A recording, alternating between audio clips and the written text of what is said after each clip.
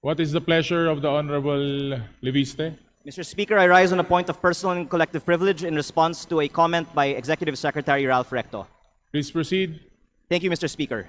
I rise on a point of personal and collective privilege matapos ako tawagin ni Executive Ralph Recto na baliw. Kung baliw man ako, at least hindi ako magnanakaw. Tila affected si Recto sa mga post ko tungkol sa kanya at si Congressman Edwin Garjola. At mabuti kung magpaliwanag na lang siya tungkol dito. May kinakalat din siya sa social media na ako daw ay may utang sa DOE na 24 billion pesos. Ito po ay walang basihan at inimbento lamang upang tangkang pahinain ang mga binubunyag ko tungkol sa korupsyon sa ating gobyerno. At mas marami pa ang aking sasabihin sa ibang pagkakataon.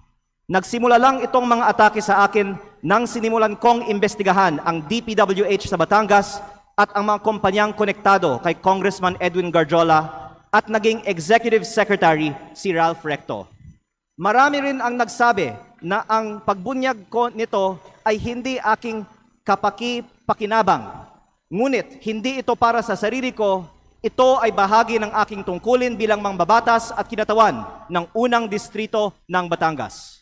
At hindi ako matitinag, kaya po ako ay nananawagan na imbestigahan ang koneksyon ni Garjola kay Recto, lalo na ngayong Executive Secretary na siya, at suriin ni Pangulong Marcos kung natutulungan ni Recto si Garjola mula sa loob ng Malacanang. Dahil limitado ang oras ngayon, ilahad ko ang iba ko pang nalalaman tungkol sa mga koneksyon ni Garjola at Recto sa iba pang mga araw. Sisimulan ko lang ngayon sa isang punto.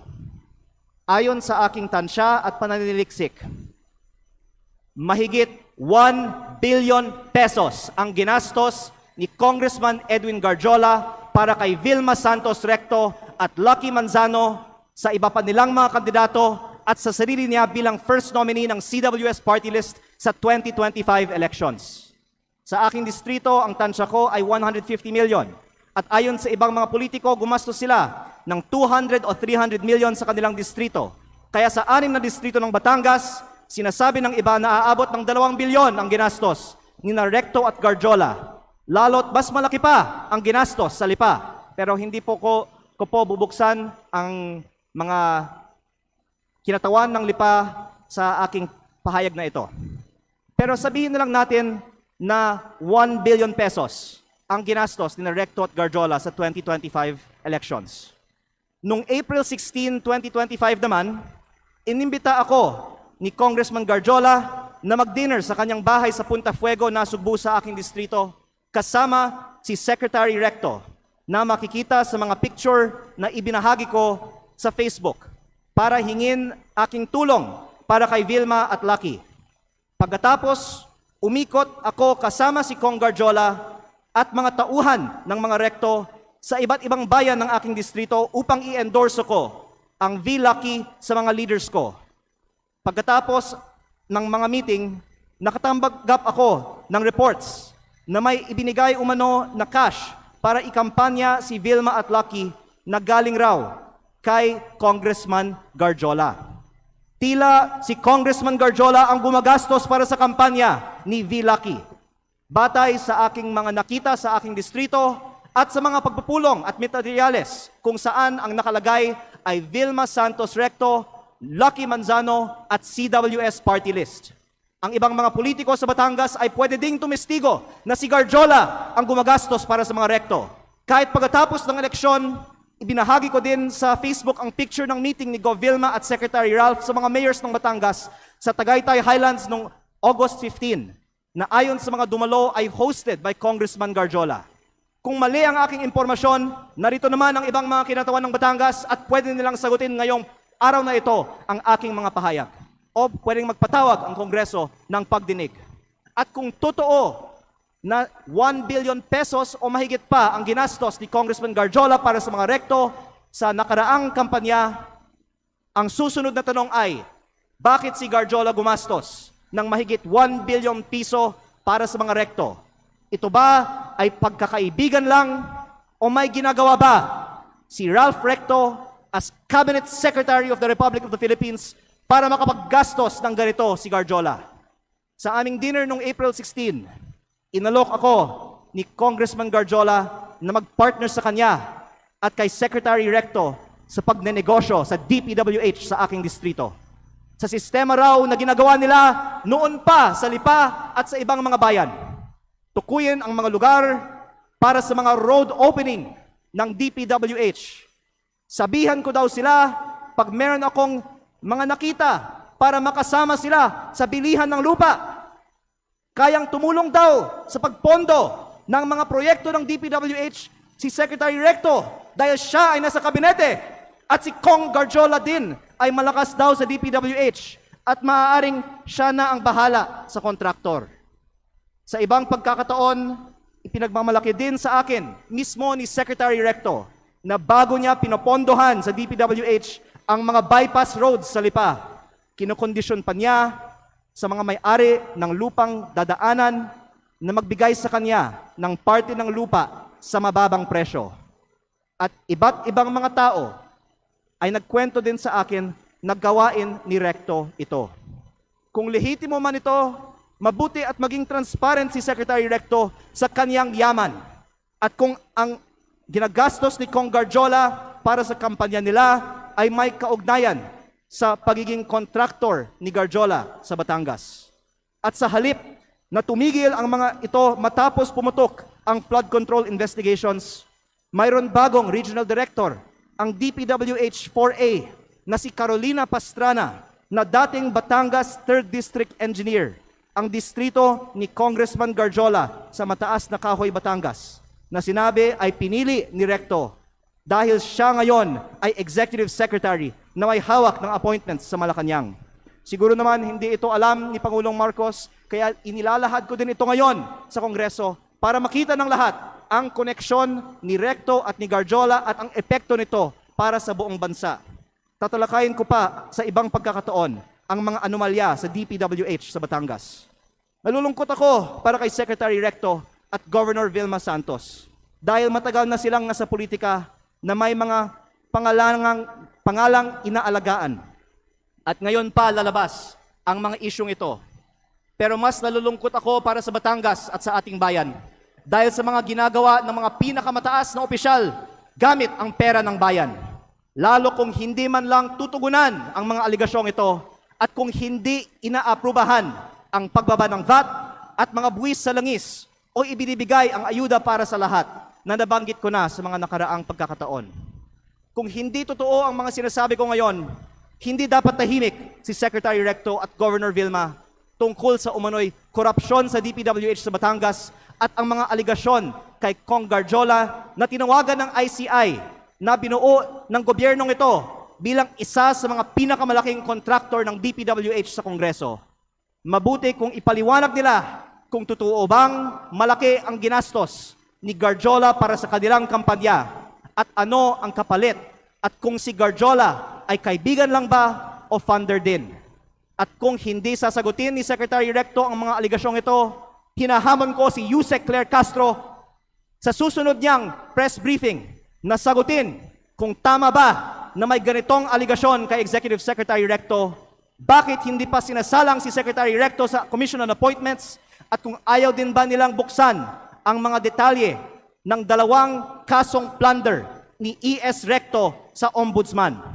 Mabuti ding magpaliwanag si Yusek Castro kung bakit ba talaga natanggal sa pwesto si Executive Secretary Lucas Bersamin nang walang paliwanag at ipinalit isang respetadong dating Chief Justice ng Supreme Court sa isang taong ngayong may 2 kasong plunder sa Ombudsman.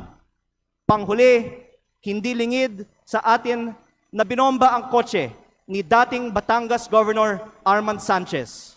Mapanganib ang politika sa Batangas kapag malaking tao ang inyong binabangga. Kaya kung ito man ang aking huling pagkakataon, nais kong dagdagan, hindi lang DPWH ang posibleng pagkukunan ng pondo ni Recto at Garjola. Dahil ayon sa mga politiko sa iba't ibang mga bayan ng Batangas, ang nasa likod ng STL operator ng Batangas, Refresh Gaming, ay si Recto at Garjola, na ang isang humaharap para sa kanila ay si San Juan Vice Mayor Anthony Marasigan. kahit na iba ang mga tao sa GIS ng kumpanya.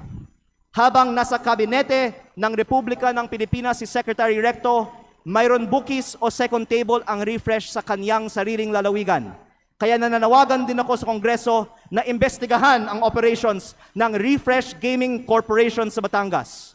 Ang mga politiko sa Batangas ay maaaring tumestigo na dahil si Governor Vilma Santos ay nasa Kapitolyo, si Executive Secretary Ralph Recto sa Malacanang, at suportado sila ni Congressman Garjola, kompleto ang makinarya para gawing negosyo ang Batangas. Kaya baka hindi lang 1 bilyon ang nagastos na ni Garjola para sa mga Recto. Maraming salamat po. Majority Leader. Mr. Speaker. Mr. Speaker. I can now take questions. Thank you. Mr. Speaker. Majority Leader. Mr. Speaker, we'd like to recognize Naun. the representative of Lipa, Congressman Ryan Recto. The Honorable Ryan Recto is now recognized. Please proceed. Good afternoon, everyone. No questions to be asked on my end. Mr. Speaker, I would just like to make a manifestation to set the record straight regarding the issues raised by my fellow representative from Batangas on the alleged issues that were narrated. First, while this representation recognizes the importance of legislative oversight, I believe that it is equally important that information shared in this plenary is accurately based on facts, not assumptions, not insinuations, and certainly not on incomplete information. Hindi po dapat ginagamit ang plenaryong ito upang lahat na mga haka-haka o paratang na walang sapat na basehan. On the alleged ties between Congressman Edwin Gadiola and Executive Secretary Ralph Recto, their association is purely professional, as Congressman Gadiola is also a member of the House of Representatives and a fellow Batangueño. There are no personal interests involved, but only a shared commitment to fulfill their duties to their constituents. Walang katotohanan ang mga alegasyon ni Congressman Leviste na mayroon silang may mga maanumalyang transaksyon. Fake news po yan, Mr. Speaker. This representation is not privy to the motives of my colleague from the 1st District of Batangas, but let it be known, hindi po tayo basta-basta nagpapadala sa mga inimbentong issue dahil alam po natin kung ano ang katotohanan dito. In fact, I will not stand idly by and let these so-called facts be presented as truth. Let it be a reminder that Executive Secretary Ralph Recto has served as congressman and senator for decades, representing not only Batangas, but also the broader interests of the Filipino. And same goes for Governor Vilma Santos Recto. Mr. Speaker, and to all my colleagues here and to the general public, let us just focus on the facts and let us uphold the process. And most of all, let us keep our focus on our constituents and serve them with integrity. And on the subject of VAT, pagdebatehan po natin yan dito sa Kongreso. It is not the job of the executive, but our job as legislators, and we're always open for that. Thank you, Mr. Speaker. Mr. Speaker, may I respond? Majority Leader. Mr. Speaker, may I respond? Mr. Speaker, I'd like to recognize the Congressman for the 1st District of Batangas, Thank you. Congressman Leandro Please Leviste. respond. Unang-una po, ako po ay nagpapasalamat kay Congressman Recto na gusto niyang talakayin ito ng mas mahaba siguro sa Kongreso. Kaya sana magkasundo-sundo na lang tayo na magkaroon ng pagdinig sa Kongreso. Ipatawag natin ang iba nating mga kapwa Batanggenyo at sila ang pwedeng tumestigo tungkol sa mga kaugnayan ni na Secretary Recto at Congressman Garjola para hindi he said, she said at maglabas na ng mga resibo. Pangalawa, dagdagan ko din na hindi ko binanggit sa aking privilege speech kanina ang eleksyon sa Lipa, alang-alang sa aking kasamahan. Pero para may konteksto tayo sa talakayan nito, sinabi sa akin ng ibang mga politiko sa Lipa na ang di umano'y ginastos ni Congressman Garjola at ng mga Recto sa Lipa sa 2025 elections ay umabot pa ng 1 billion pesos kasama na ang napakataas na presyo para sa bilihan ng mga boto. Hindi ko po alam ang totoong nangyari. Pinaparating ko lang ang sinabi sa akin at medyo mataas ang figure na natanggap ko. Baka naman 300, 400, 500 million pesos lang ang ginastos sa eleksyon ng Lipa. Pero gusto ko lang tanungin kung ano man ang ginastos ni Congressman Garjola para sa mga kandidato ng V-Lucky sa lungsod ng Lipa sa 2025 elections, kung 500 million man yan, o 200 million, o 100 million, ano ang kapalit ng ginastos ni Congressman Garjola para sa mga kandidato ng V-Lucky sa lungsod ng Lipa? Don't take it from me, magpatawag tayo ng pagdinig at lahat ng mga Batanggenyo ay pwedeng sumagot sa mga testigong ito. Majority Leader. Mr. Speaker, Mr. Speaker. Mr. Speaker, we'd like to recognize Deputy Speaker Janet Garin from Iloilo. yeah, thank you very much. You're now recognized, Honorable Garin. Thank you very much, Mr. Speaker. Thank you very much, Majority Leader. And of course, magandang hapon sa ating colleague, the Honorable Yan De Viste. Nakakagulat, no, Mr. Speaker, dahil nakita ko yung magandang relasyon ng mga taga-Batangas. And I also believe na kaakibat ng progreso ng isang probinsya ay ang pagsasama-sama ng kanilang mga lideres. Though, of course, I will not contest the decision that the manifestation will be responded to. Balikan lang po natin na nagulat kasi ako dun sa mga sinasabing gastusin na umabot ng bilyon-bilyon. Did I hear the Honorable Leandro Opo, Leviste pero right? in fairness po sa mga rekto, sa buong bansa naman bilyon-bilyon ang ginagastos ng mga tao para manalo sa mga eleksyon. At baka ang ibang mga kongresista ay pwedeng magbigay din ng kanilang kananasan kung magkano ang bilihan ng mga boto sa kanilang mga probinsya. Ang itinutukoy kong punto dito ay hindi na may bilihan umano ng mga boto sa eleksyon, pero na si Congressman Garjola ay umano ang gumastos para sa mga rekto sa Batangas. At least for a large part of their campaign, which I witnessed myself in my district. Yeah, that's why At I ang asked tanong, Mr. Speaker. kung totoo kasi- man, kahit 1 milyong piso, ano ang kapalit ng ginastos ni Garjola para sa mga rekto? Yeah, At kaya ako, kung may katotohanan man ba, ang sinasabi ko na sa April 15, sa dinner na pinicture na nasa Facebook, kwento nila sa akin ang kanilang sistema para sa road openings, bilihan ng lupa, pagpondo gamit ng impluensya sa gobyerno, at pag-raise ng pondo para sa mga eleksyon.